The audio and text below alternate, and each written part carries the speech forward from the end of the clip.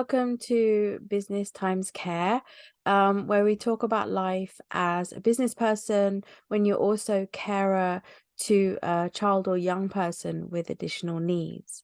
I'm Emily Palmer, and today we're chatting to someone who has started 6 successful companies in the last 11 years.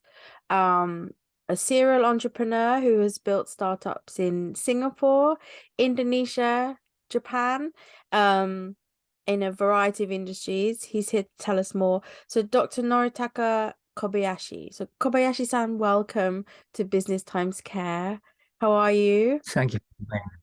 I'm very fine. Thank you very much for inviting me to this, great opportunity to talk about me. Thank you for coming. So could you just briefly tell us a bit about your career and your startups? I'm sure we'd be interested to know. Okay. I'm Japanese. I born in Japan. It's Osaka Prefecture, and I grew up in Osaka, and then so I didn't know about the overseas until I, grew up, and then I work as a business consultant. It's my first career, and for 9 years, and I moved to the startups, which is the mobile game startups. And then I moved to the Singapore because I have to set up a Singapore entity for them. Then I was assigned to the top of the Singapore office, and then that's why I moved to Singapore. And before that, I never lived in Singapore, but I love Singapore. And 1 year after I moved to Singapore, I decided to launch my business, not in Japan, but in Singapore. And then since then, about 11 years have passed since I launched my first business. Then I live in Singapore about 6 years. And after that, I came back to Japan. And then meanwhile, I found several companies. For example, the innovative event company in Singapore is like a TEDx, the pitch event. TED, like Asian Taste of TED, or e-commerce website, or a co-working space in Bali Island in Indonesia. And then after I came back to Japan, I set up the crypto startups. So far, I found 3 crypto startups. Yeah, and then it's my brief career. Yes. Wow. So you've done a lot of different businesses. You're a business consulting for 9 years. So what made you just switch to entrepreneur life? Because I major in university was computer science, and in 1995 we encountered suddenly IT world. The first application I used was an Internet Explorer or PowerPoint or Excel from the Windows 95. When I was 20 years old, I encountered the IT revolution. And I learned the IT in the university. It's academic. But on the news website, I learned a lot of business of IT. It's quite different from the IT academia and the IT business. And I always struggled when I was learned IT in university. I wanted to start business. I wanted to, start my business. I want to work. So that's why when I was looked for a good job after the graduation, I don't have enough, how should I say,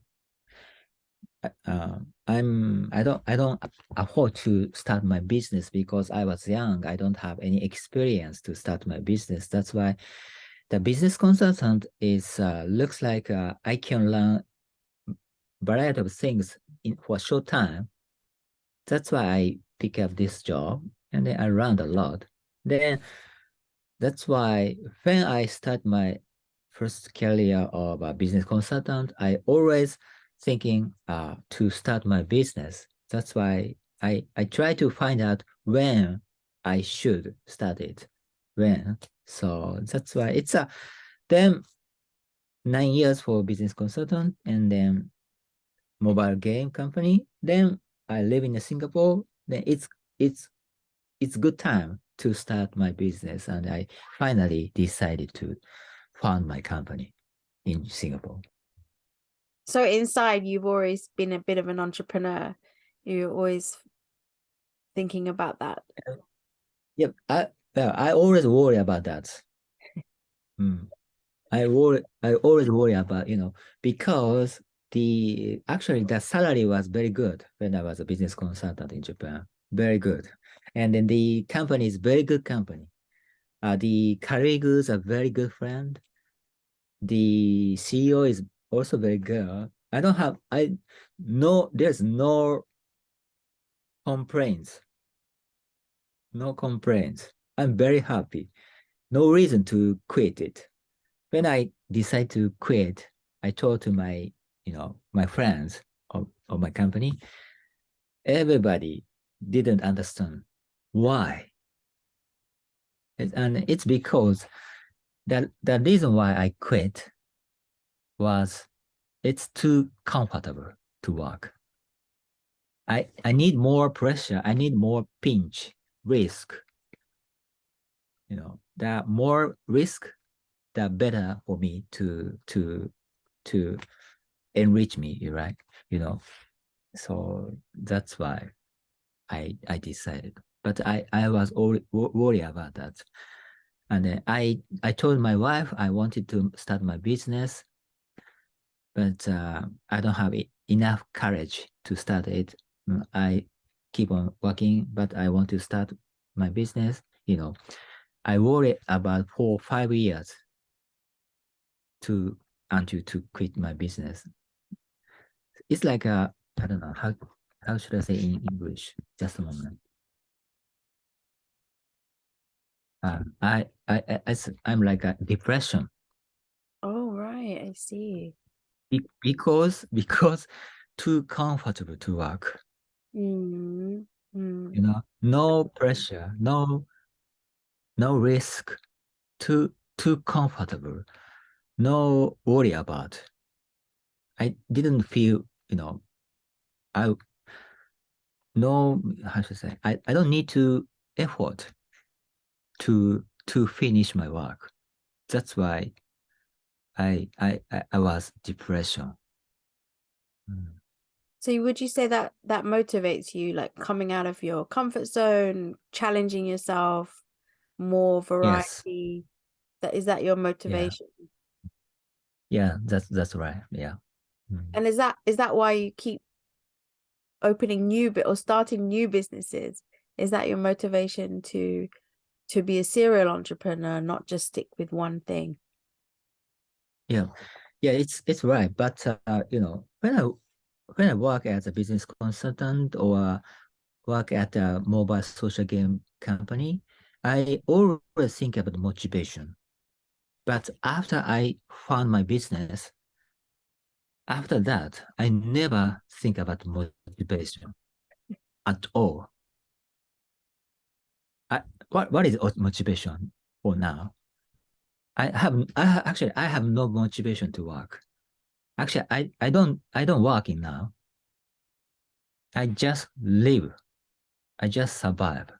I just live to create something new which can improve the world better, even 1 millimeter, I don't think about motivation. The reason why I live is because I just want to create some new things to change the society. That's all. So I don't work. Now I don't think motivation to work. Wow. I mean, it's interesting to think about, even though you don't think about your motivation, you're motivated by wanting to change things around you. So Yeah. it's a kind of higher purpose there. Mm. Mm. So That's why. sorry, go ahead. That's why, for example, if you when I was business consultant, if I asked to do some how should I say small task it's easy task. Just key in the data on the Excel sheet. 1,000 data. Manually key in the data on the Excel sheet. 1,000 data. It's demotivating task when I was work. But now I manage my company. If I need to do the same things, I need to key in the 1,000 data on Excel manually by next morning to survive my company. It is for me fantastic task for me now. Yeah, it's not the task, it's the purpose. Yes. Wow. It's interesting to hear that. Do you think it was different for you where you lived, or it doesn't matter to you where you live?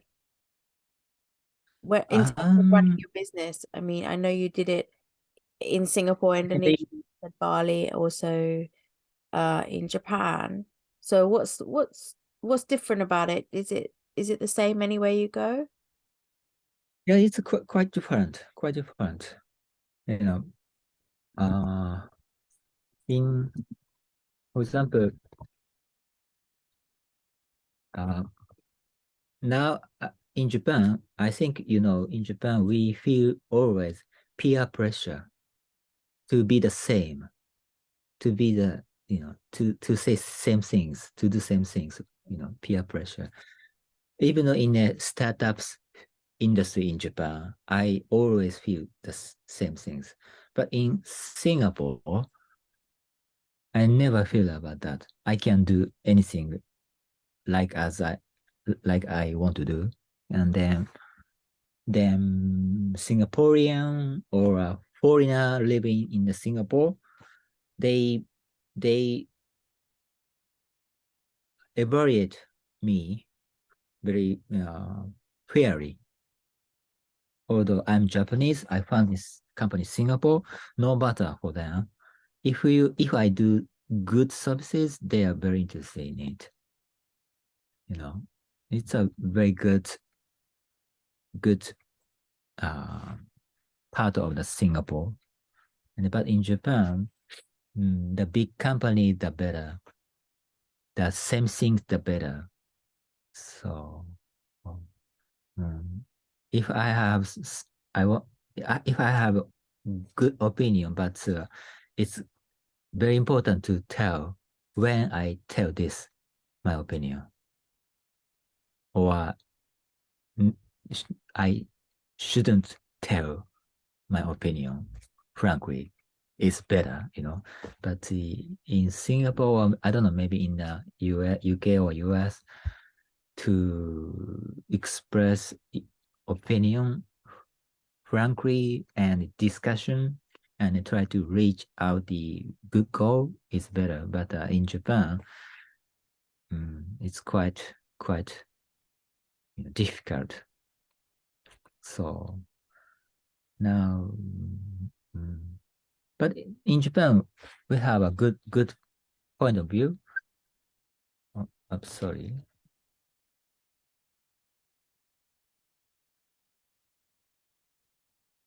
Okay, yeah. In Japan, we have a lot of good point.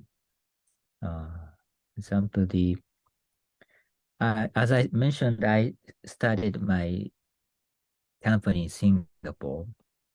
The first one was at 2012.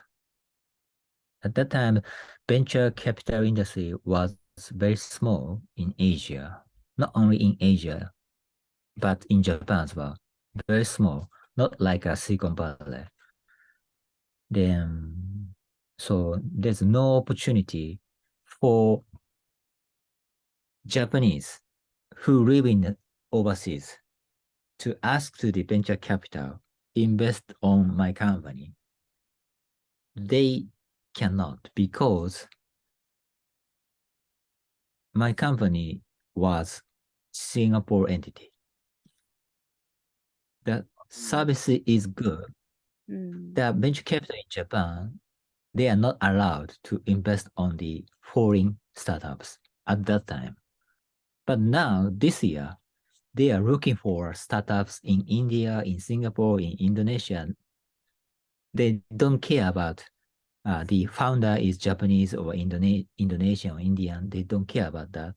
But when I found my company in Singapore, I was Japanese. It's very rare, and everybody thought that it's very good challenge because we Japanese need to expand business to the overseas by ourselves. That's why it's very good challenge.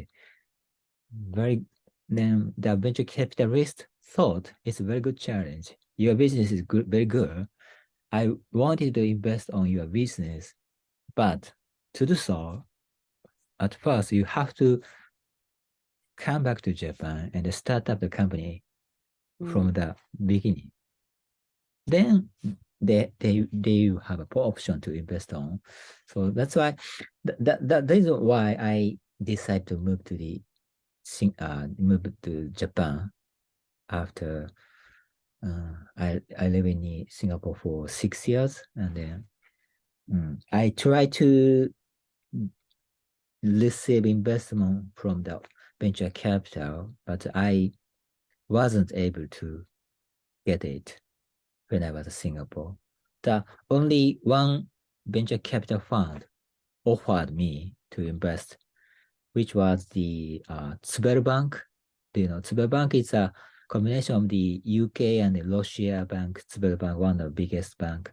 They are very interested in my business, and then they decide to invest on my company in Singapore. But I refused because at the same time I decided to move back to Japan for my business as well as for my kids, Renosuke. So that's why I refused the investment. Then now I came back to Japan like 6 years ago. So tell us a bit more. What is the current business? What are you doing now? The current business is well, my target is carbon neutral. You know, do you know how much we have to reduce CO2 from now on? Do you know? No, I don't. Actually, you and me, Japan, the world have to reduce 80% of CO2 emission from now on by 2050. It's 80%, 80%. Wow. Yeah. We have to. And in Japan, UK, US, China, Russia, all countries agree with this. 80%. But I think you never see how much can you reduce CO2 today? No, you have no idea. Right. So do I. Anyway, no one knows it. But we have to reduce 80% of carbon footprint by 2050s. It's impossible because we do not know its figures. Yeah, right. That's why now I created an app to visualize how much reduce. Can you reduce the CO2 every day? You can see it on your smartphone every day. It's like price of Starbucks coffee. You see every day. You see gasoline price every day. You see stock price every day.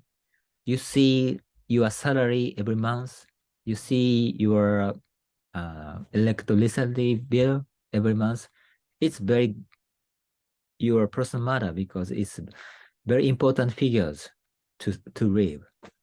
But CO2 is also important figures to read for us, for all of us, for our kids, for our futures.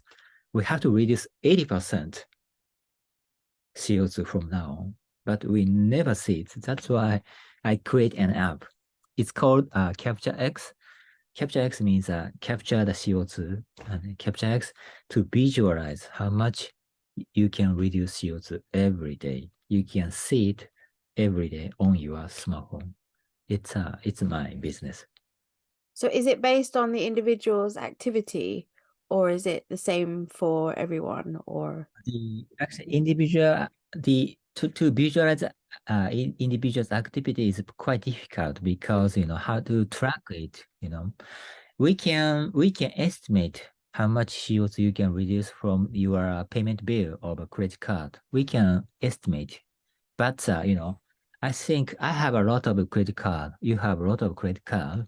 If you try to figure out it, we have to get the data from all credit card data. It's impossible. It's quite difficult. Then that's why my approach is to visualize each facilities of environment friendly facilities is like a solar panel or a wind power plant or such operated by the huge company, huge facilities. The facilities operate every day, managed by the big company safely.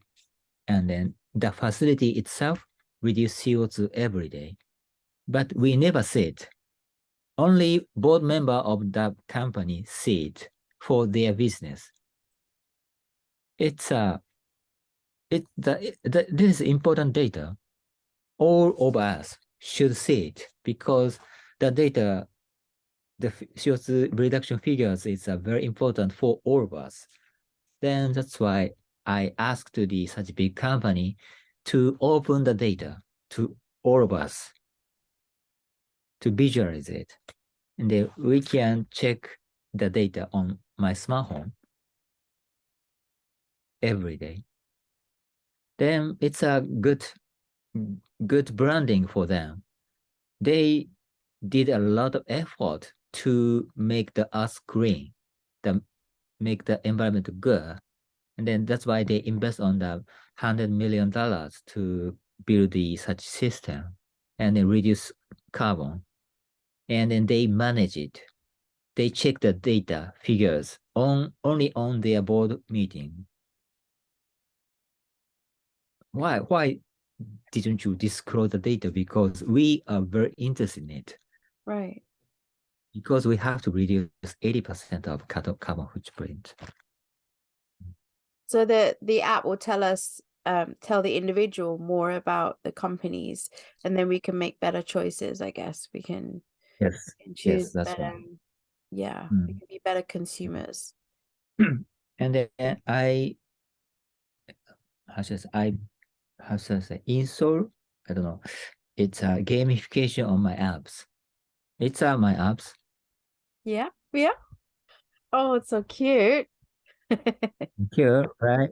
It means I already reduced 18,202 kilogram of CO2. Right. So it's motivating because you can see. And the more CO2 reduction, the planet called Hoshi will grow. It's gorgeous. Make Oh, pretty cute. yeah. So you don't need learn environment. You don't need to study environment. It's not serious things, but only you have to focus on make this cute planet more cute, more decorated. Then you forgot it, but CO2 will be reduced. Yeah, but it's lovely. It's using kind of the gamification for change, for behavior change. And it looks, it's similar to Animal Crossing. People are really addicted by this kind of thing. It sounds so simple, but it can be very effective for behavior change. So it's very interesting. Yeah. Thank you. Could I talk a little bit more about your family life and how that's impacted you? Um, Maybe you could tell us a little bit about your family life. Yeah. So now I have 3 kids, and my family is my wife and 3 kids. Currently, the oldest one is girl, is 14 now. Then second one is a boy, it's 12. And the youngest one is 9 years old. Then the youngest one, 9 years old, called Renosuke, he is a disabled. And then he born when I was in Singapore. If I tell you the timeline in briefly, I moved to the Singapore like 2011, and I quit my business job, and I found my business in Singapore was 2012. And then the third kid, Renosuke, this disabled boy, born in 2013. So just 1 year after I started my business, I met with him. So I never expect I have such a disabled boy. But then at the time, the first year of my first business, it's a quite very challenging time, severe time, because all I think is only my business, my startups. In addition to that, I'm Japanese, but my first company was in Singapore, not in Japan. I live in Singapore. There's no Japanese, no investor of Japan, That's why, yeah. But when he born, I and my wife didn't realize, he is like a disabled. It's just a normal baby. But when he was 0 years old, or 0 to 1, he was hospitalized five times. But we thought that he was just weak, tend to have a cold. There's no special reason, just a cold, just a cough or just a fever. That's all. So we didn't expect it, but this is my family. Yeah. So he was in hospital a lot in that first year and this is the second year of your startup. Yes, right, Right? exactly. So this is a lot of a lot happening for you. How did you get by that first year? Like mentally, how did you cope? Me or he or You, how did you manage the stress of new startup, second year, plus your little one and he's very young at that point, when they're so small and he's in hospital such a lot. How did you manage?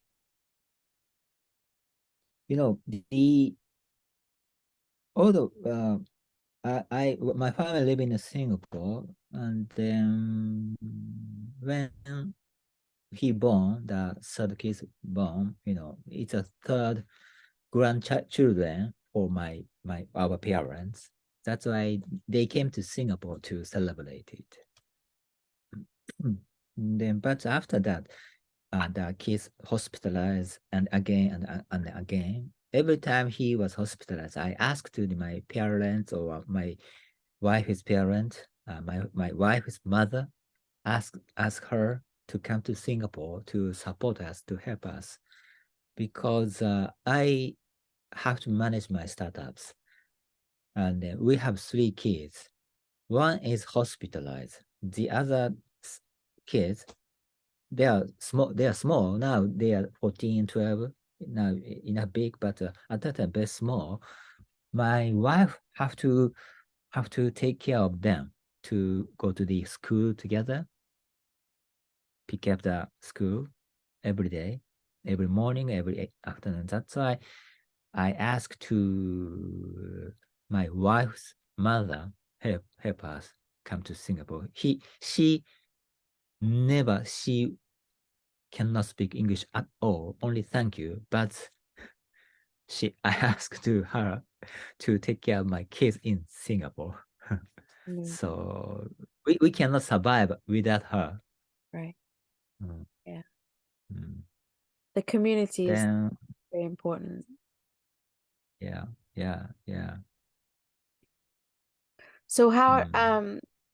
so obviously the first year is really, really difficult. What happened after that? Like, did you know, did we get any closer to what was happening? So first year of my third kids and the second year of my startups, actually it's like my company is a cash short, no cash in my company because I spent a lot. I invest on my business. I try to build up my new type of pitch event like a TEDx, TED in Singapore, and I spend a lot of time. Then at the same time, I start up my second company as well, e-commerce company. I do more investment on. So I have two company at the time, and then my kids hospitalized five times, and then there's no insurance cover the hospitalization because I just in very how should I say, basic insurance, no, which doesn't cover the such a severe insurance, severe hospitalization at all.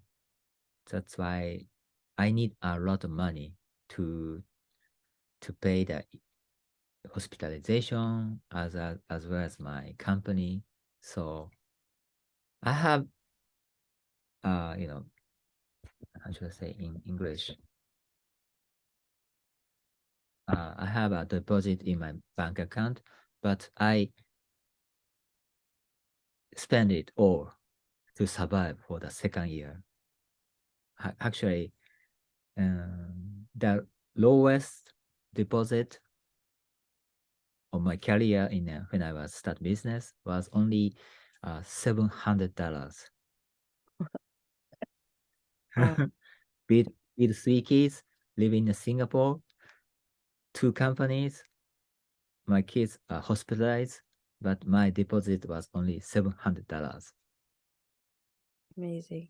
And in Singapore, they, in case people didn't know, the healthcare is different price for foreigners than Yeah, right, exactly, Singaporeans different and permanent prices. residents. So there's a tiered system that you and as foreigners you always have to pay a lot more. But this sounds like the most stressful situation I could ever imagine. How did you cope with it? And then what happened after that? Yeah, that's why actually my company was located in Singapore, but I decided to move to Kuala Lumpur from Singapore because Oh, the hospitalization fee. When the kids, see the Renosuke, he was 1 year old. Suddenly in the midnight, he was hospitalized, emergency, and I, I I went to the hospital with him because it's too slow. If I call ambulance, I took taxi and then bring him to the hospital and then ICU'd one night. The cost was one $15,000 for one night. wow. No insurance. Mm, One night because it's ICU. yeah, yeah. I can understand the bill. It's really and I have credit card. I don't know it works to pay $15,000, but it worked. The credit card paid, but I cannot pay it. I don't know. But So if in Japan,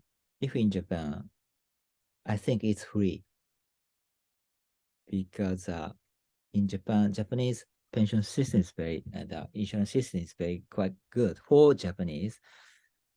If I live in Japan, I thought it's free, but so anyway, I have to earn, I have to pay. So that's why I decided to live in I moved to the Kuala Lumpur from Singapore. Why I didn't move to Japan? Because I have two companies in Singapore. It's quite difficult to manage two companies from Japan. I invest on a lot of money on my two companies. I have no choice to quit it at that time. But from the Kuala Lumpur to Singapore, it's relatively easy to commute from Kuala Lumpur to Singapore, not from Tokyo to Singapore. So, and then living cost in Kuala Lumpur is quite cheap, and then environment is quite good. A lot of nature's forest, lakes. So that's why my family live in Kuala Lumpur. I live in Kuala Lumpur and Singapore to commute from Kuala Lumpur to Singapore to manage my company for the third year of my startup career. Yeah, I a lot of people do commute from KL to Singapore, or because you can actually get a bus, right? Or Yeah. it's so easy to do. And yeah, the living cost is so much cheaper. But these are all things that you didn't expect, right? When you started your company, you didn't think, oh, I would have to pay $15,000 for one night of my child. These are not costs that you plan for, right? It's really unexpected. So were you able to plan? Did you have more information about Renosuke's condition or what was happening to him? Then you could maybe plan a bit.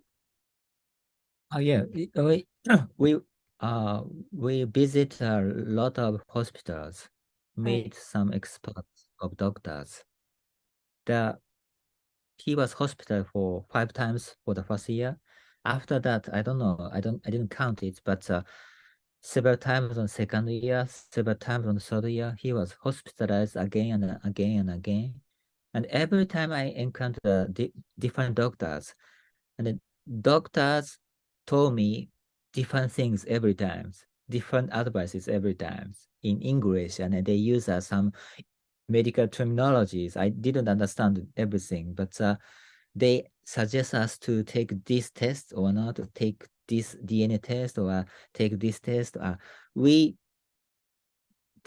took a lot of tests for him, but we never find out the reason why I don't know, he was weak or he has had something, from 0 years old, 1 year, 2 years, small babies, we cannot find whether he is disabled or not.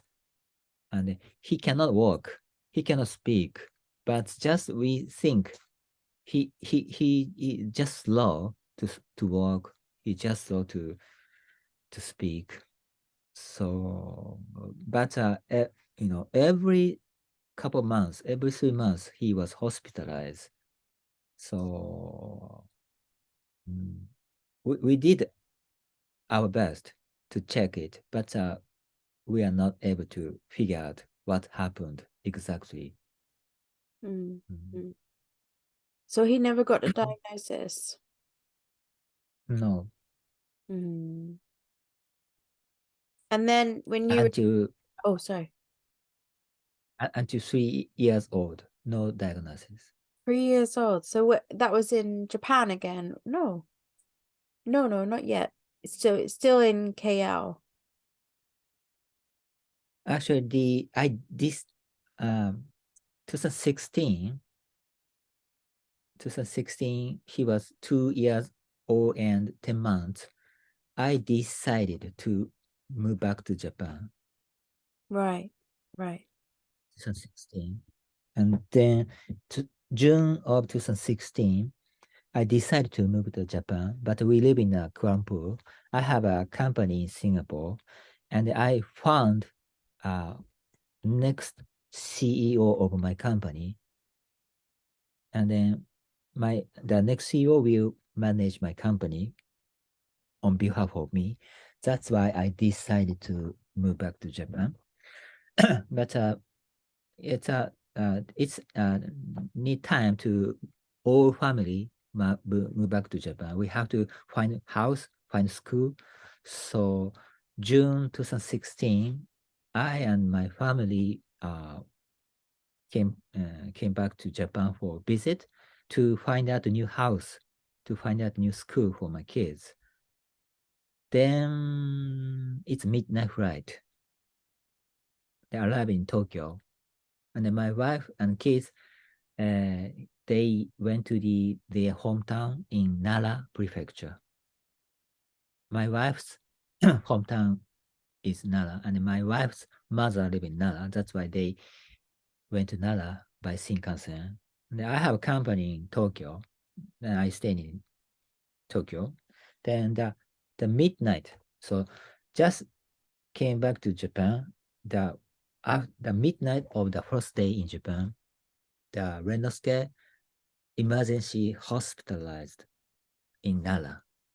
It's at 2 a.m. when I was at Tokyo. He was unconscious. It looks different from before.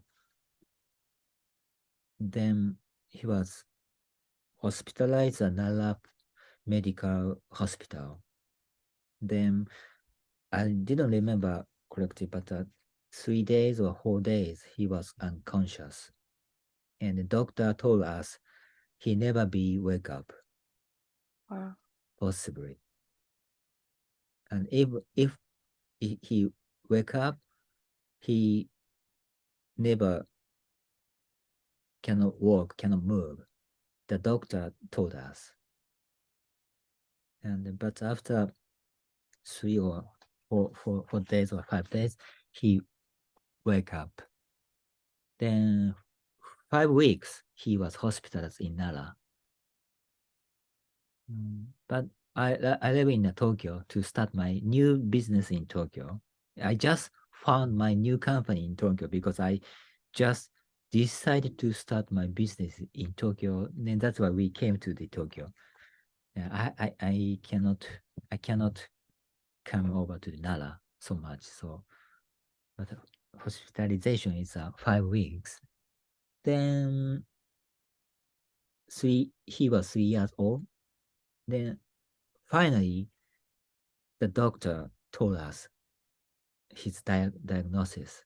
It was called multi-layered hereditary polio. I don't know the correct name, but Wow. Is it rare? yeah, it's quite rare. Quite rare.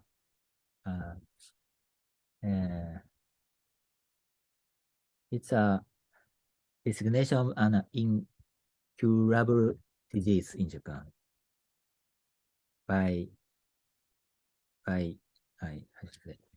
selected from the Japanese hospital industry. It's quite rare diagnosis.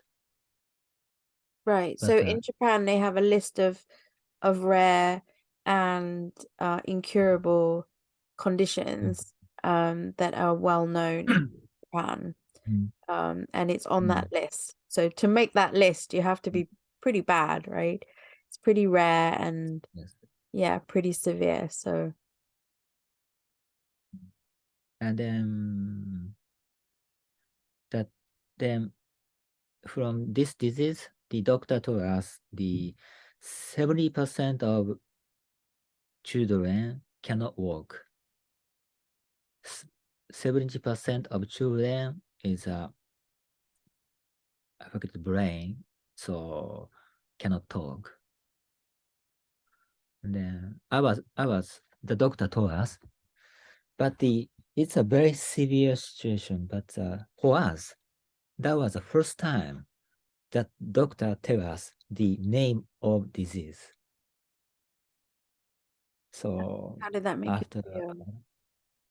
yeah, and I asked the doctor. So for the last 3 years, he was hospitalized again and again and again. For the last 3 years, that his disease was this or not. Then the doctor told us this is new one for him. He encountered this time.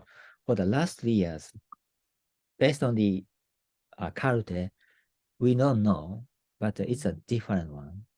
This is the new one. So, So how did this? that Sorry, I go ahead.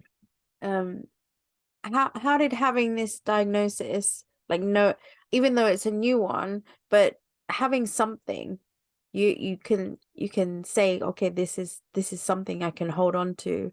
How did that make you feel? Because I found my enemy. You know, Yeah. yeah. For the last 3 years, we never see enemy.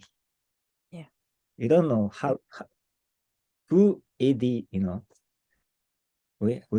what we have to fight for, what we have to reduce, what we have to erase it. I don't know. So what made him so hospitalization? So we never know, but finally we encounter our enemies. So it's a severe situation, but for us, one good step to find out we. Once you know your enemy, you can start to plan a little bit more. Yes. Yeah. Yeah. You know what the future might look like. Yeah. So how did it affect? I mean, obviously you're running a business now. You're running it in Tokyo. Um, were your family living in Nara or just for the hospitalization? Just a hospitalization. Oh, So okay. So they moved back to Tokyo.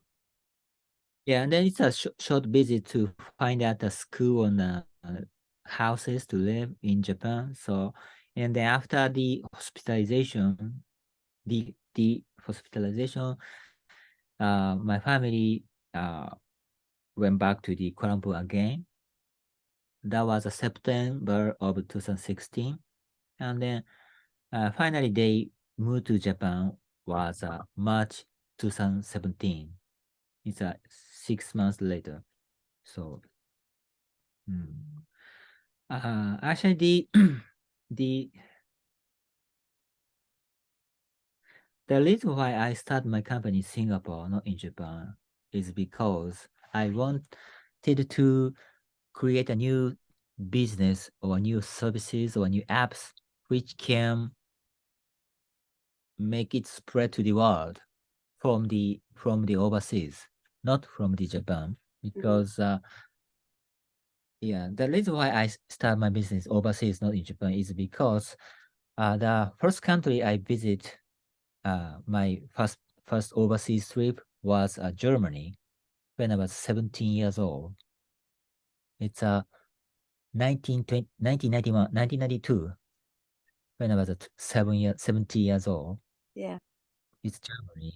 And I went to Freiburg and then Berlin and then I went to the Paris, Italy as well.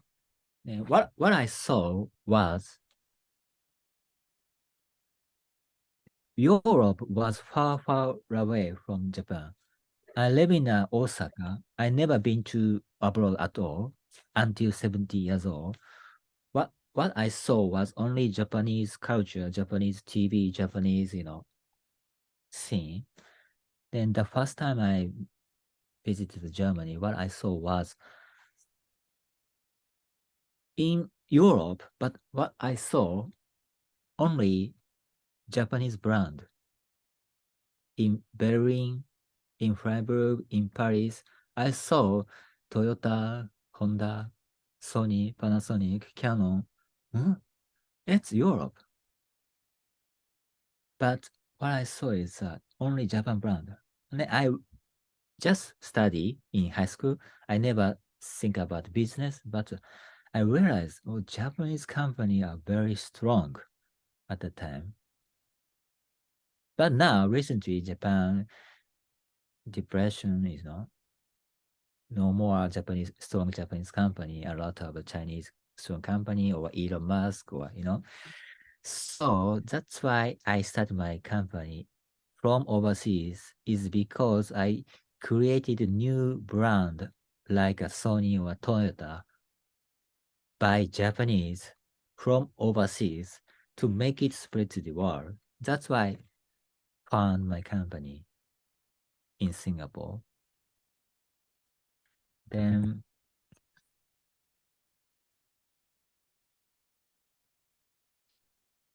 I,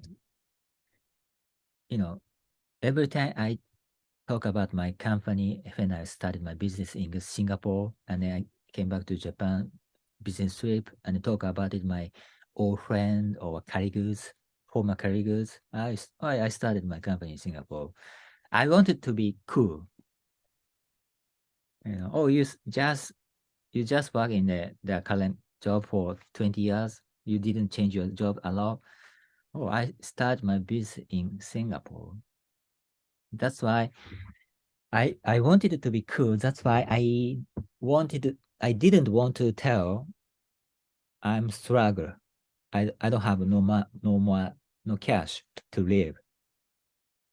I quit my business in Singapore. I come back to Japan because I failed.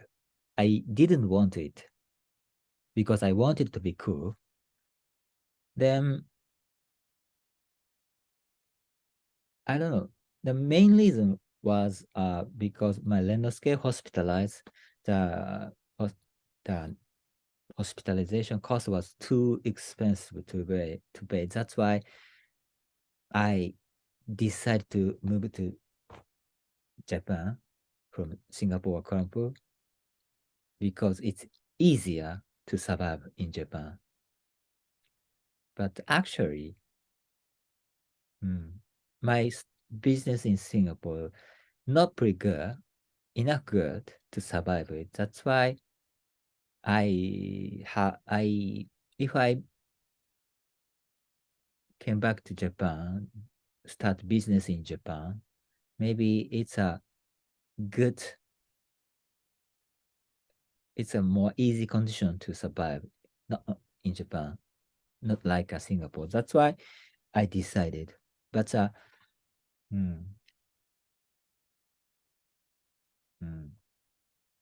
think I didn't tell tell I have trouble. It's quite difficult to operate a business in Singapore. That's why I came back to Japan. I didn't want to tell it. So I don't know. I pretend to because my kids it's because of my kids.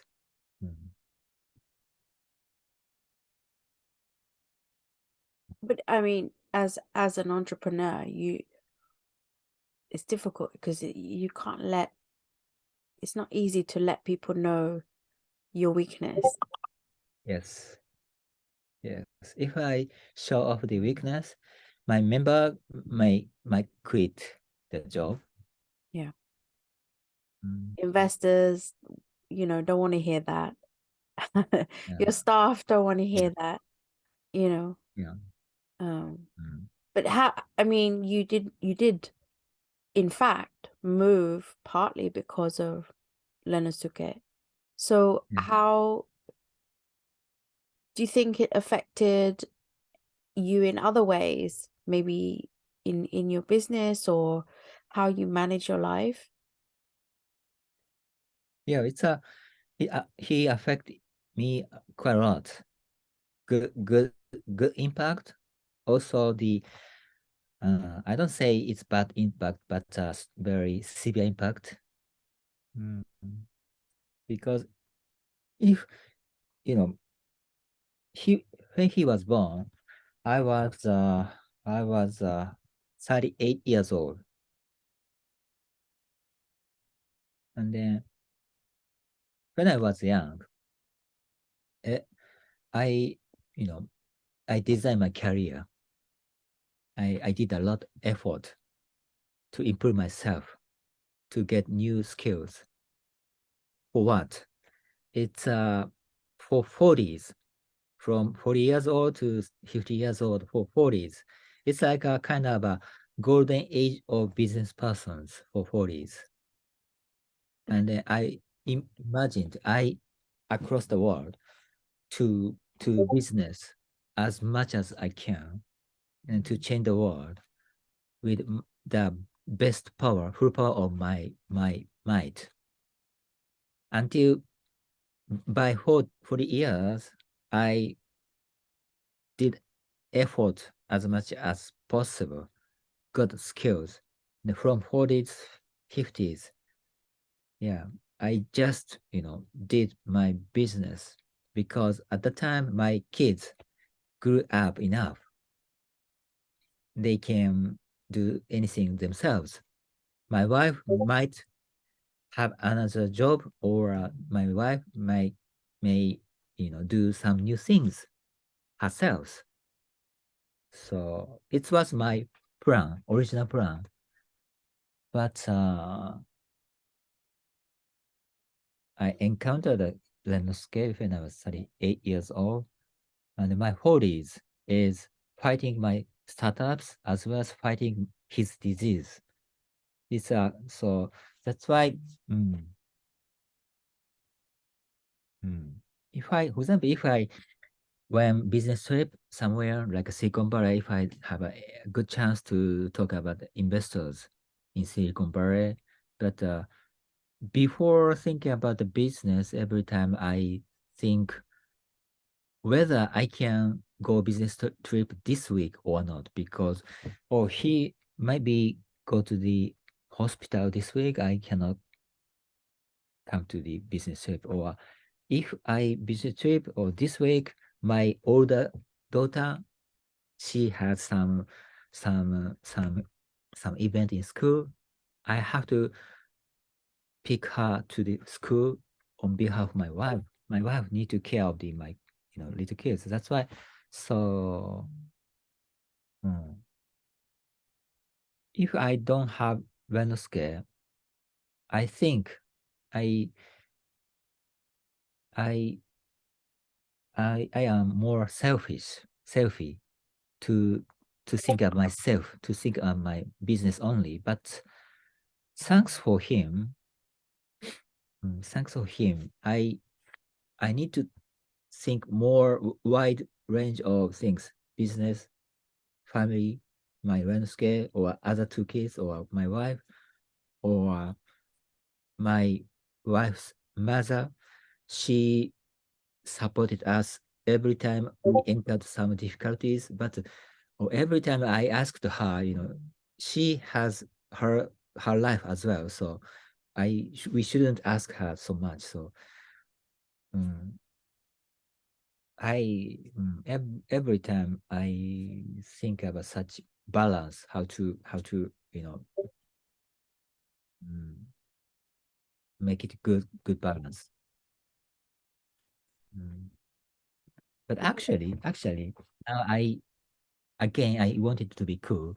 Actually, most of difficulties are supported by my wife and my wife's mother only. I just only work, I think if my wife come here, she told me, "Oh, you did nothing." She told me.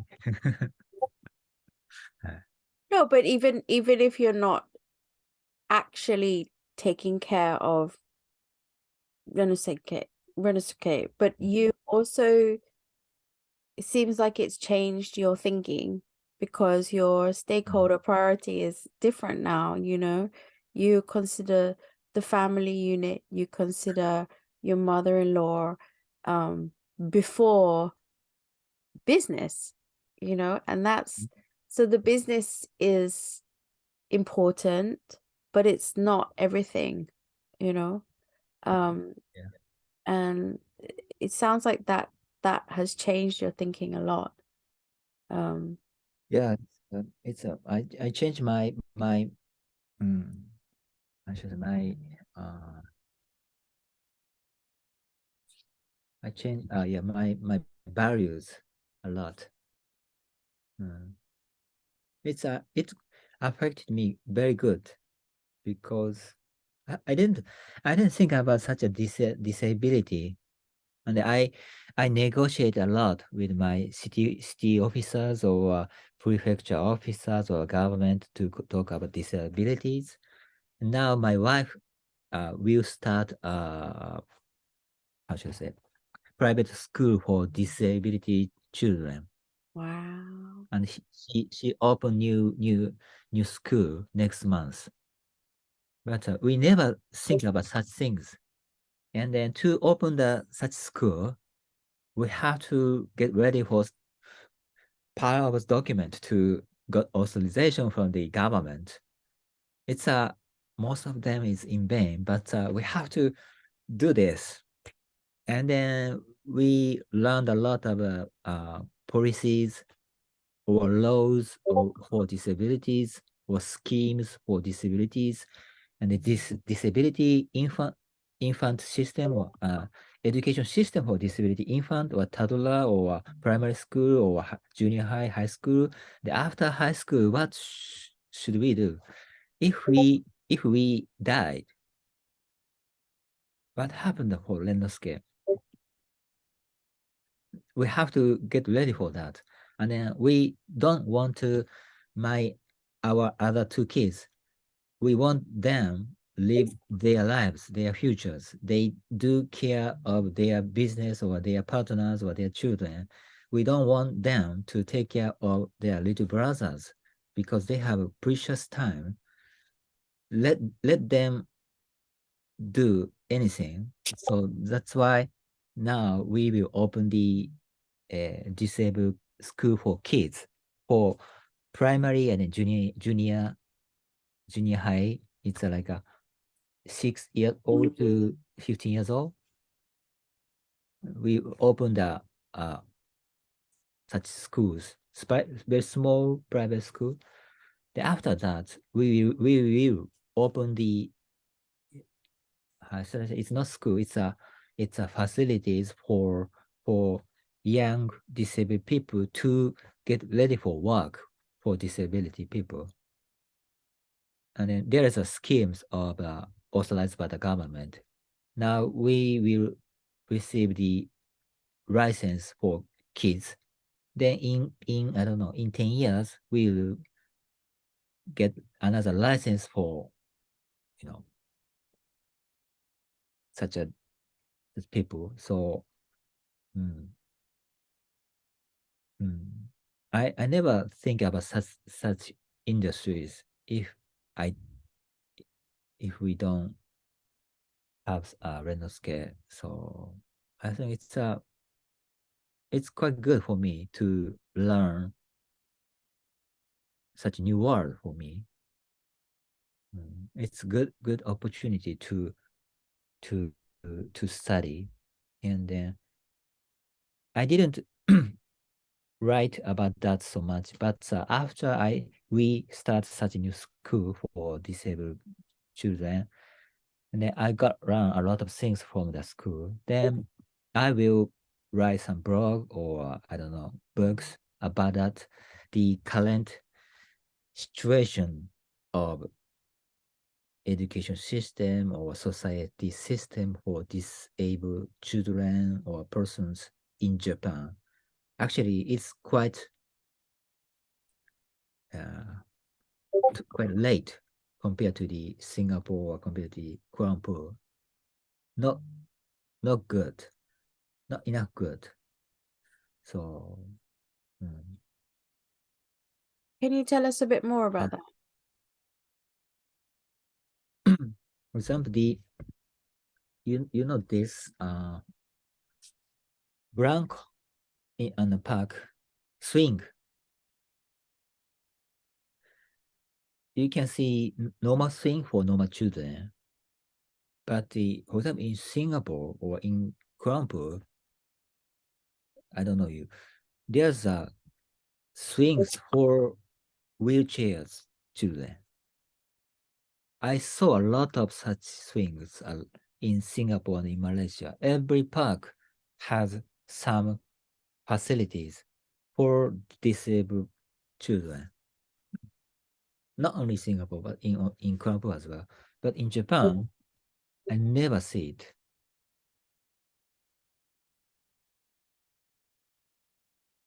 I never see it. And I asked to the city officers to build such facilities. And I showed off some website. We do need this. The officers of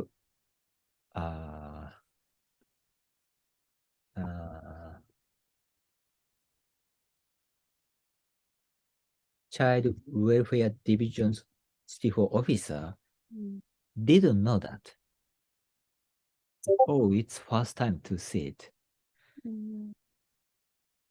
Child Welfare Division city hall officer told us he or she never said. I saw it every park in Singapore, every park in Kuala Lumpur. Yeah. I think we should such facilities. We should build such facilities every park in Japan. But child welfare division officer, it's for them. It's first time to see it. Oh, we have to consider it. Again, consider it. They never do anything consideration. So So that's they why. don't think of the minority, the vulnerable minority. Yes. That's why I now, I manage my startups. I have some, I don't know, some power to spread information to the industries, startup industries or industry in Japan. And I have a lot of friends of the big company like a Mitsubishi, Toyota.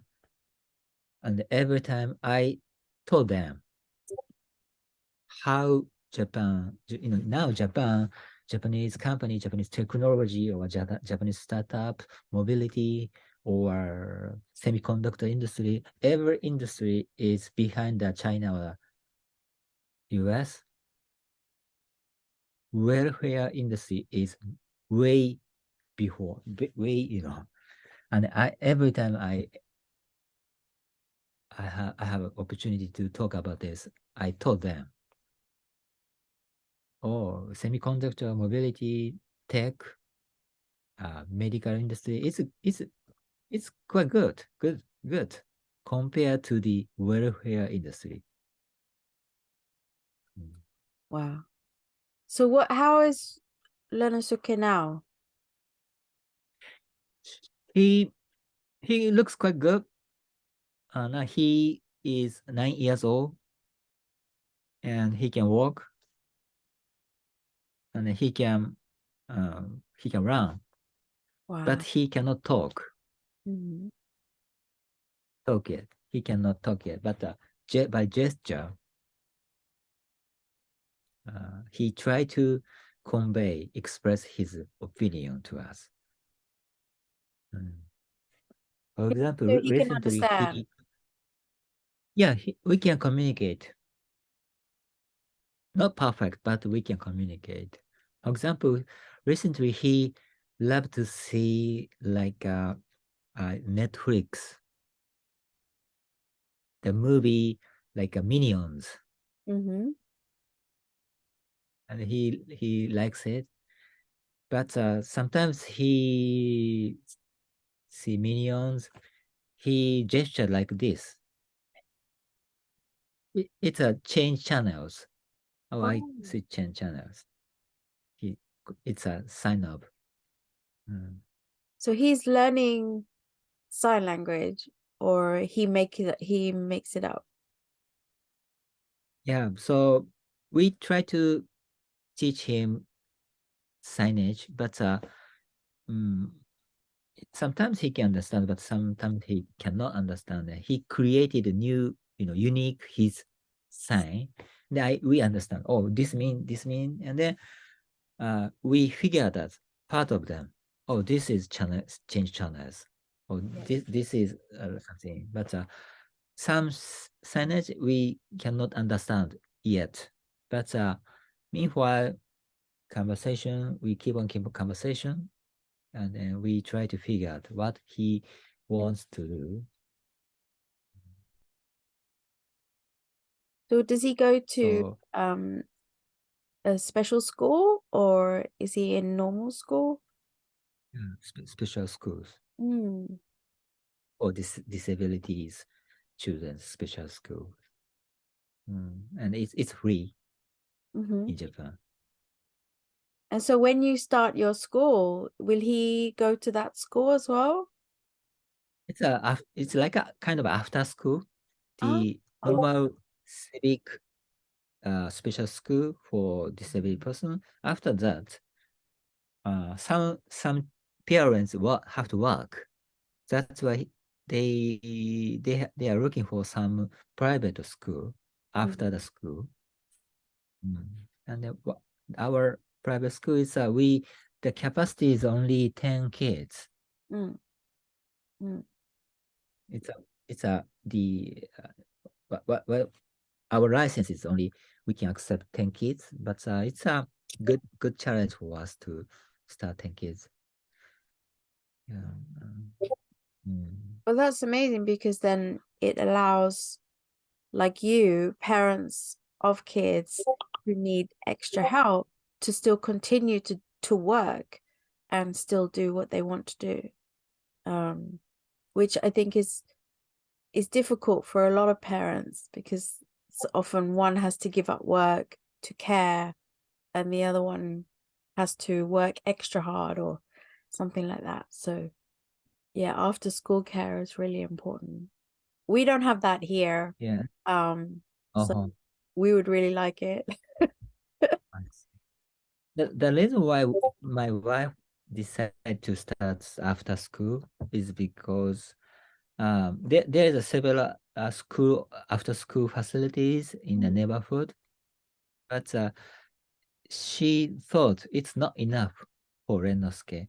Yeah. And she figured out if I do this, I do much better. That's why a year ago she decided to start it, and then she told me whether she can do this or not. Okay, I will support you. So let's do this. Amazing. So you're a good team then. But actually, I was surprised. She can do anything. I don't need to help her to start new business. Now he hired 4 persons. Wow. Yeah. I was actually surprised. Oh, she's like more CEO than me. It's inspirational, really. I mean, what you've done, but also like these plans to build Renosuke into your purpose, and your wife's purpose. It's just lovely as a family. And like you said, like thinking about the longer term of, how is he going to be supported when you're not around, or even as he goes into adulthood, how is he going to lead a fulfilling lifestyle? As you say, like if people don't even think about wheelchairs in playgrounds because they don't think kids who are in wheelchairs deserve to have fun on the swing, so a lot of people then, of course, that leads into adult life, and they say these, often they get overlooked when you think about disabled people. Do they deserve to have a fulfilling adult life? Of course they do, but people don't want to think about that so much. So laying this kind of groundwork, doing the work that you're doing, is so vital for kids like Renosuke, like my Joe, so is this what do you have any other plans for the future, or is this is plenty, but are you what are your future plans? I have the, how should I say? I have a future plan. I decided I do this when I was 10 years old. It was create movies. Really? Wow. Yeah. I want to be a director and then writers. Then I want to create 10 movies by I died to change the world or people to work again, to survive again, encourage them to make family better, to support parents and children.